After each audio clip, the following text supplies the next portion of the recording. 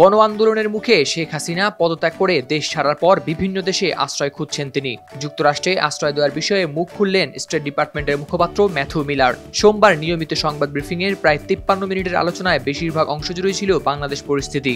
এদিন বাংলাদেশের সাংবাদিকদের পাশাপাশি অন্যান্য দেশের সাংবাদিকদের আলোচনায় উঠে আসে বাংলাদেশ প্রসঙ্গ।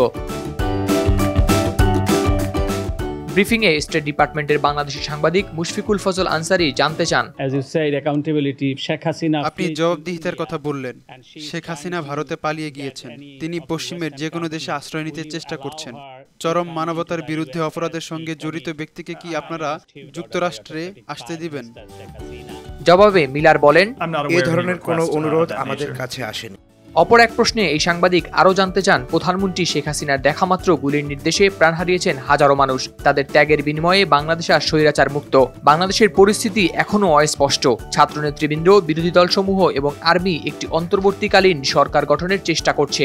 এই ইস্যুতে যুক্তরাষ্ট্রের অবস্থান আরও স্পষ্ট করে বলবেন কি? জবাবে মিলার বলেন, এ বিষয় নিয়ে বেশ কিছু কথা বলেছি। প্রথমত, বিগত কয়েক সপ্তাহে সহিংসতায় যারা নিহত এবং আহত হয়েছেন, আমরা অবশ্যই তাদের প্রতি শোক এবং সমবেদনা জানাচ্ছি।